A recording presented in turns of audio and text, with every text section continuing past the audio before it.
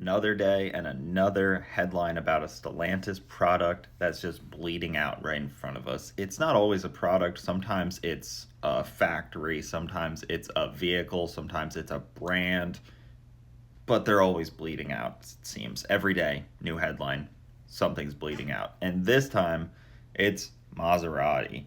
And Maserati just announced that they had a 50% drop in revenue this year so far in the first two quarters. And the CEO, Carlos Tavares, said that it is the fault of the marketing department because they aren't, showing what the brand really is quite well enough. Let's see what the brand really is. This is the brand. This is their lineup. They got two SUVs.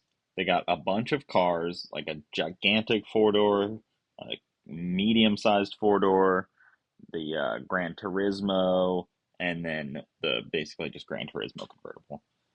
158,000 down to 70,000. So they got pretty wide range. Oh, and then they have this supercar that nobody really knows much about. It's kind of like a Ferrari pretty much, but it's $300,000 brand new.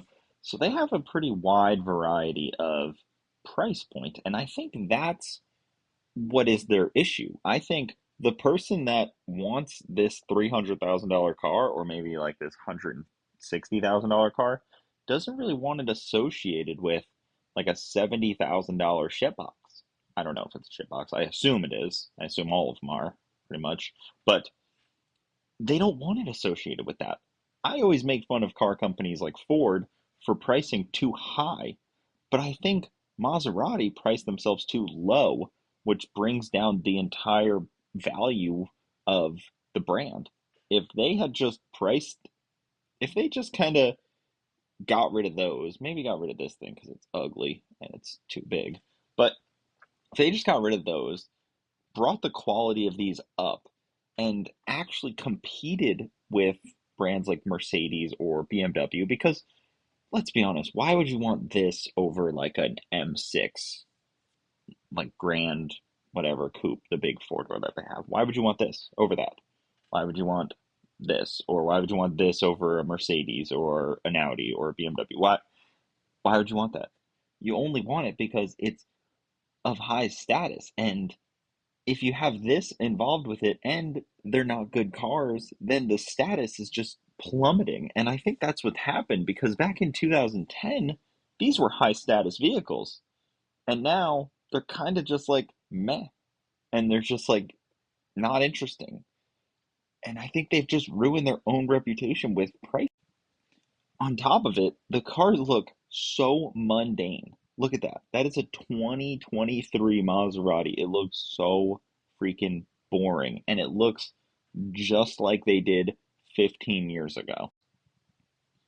This is what they used to look like 15 years ago. Granted, that's a different car, but they've literally looked the same, bumpers wise and headlights and the whole nose and the vents and everything. They've looked the same. If anything, they've gotten worse looking over time.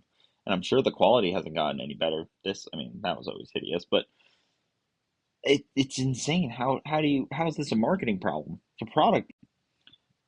I will say this is one of the best looking supercars on the market. I mean, $190,000 gets you into this.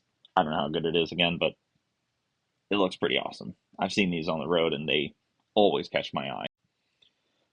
But instead of blaming the lineup or something like that, the CEO turns around and blames the marketing team on it. Of course, what CEO wouldn't? I mean, Carlos Tavares, the CEO of Stellantis, he'll be out of there in the next 2 years. They've already admitted that he sucks as a CEO, but there's no better option.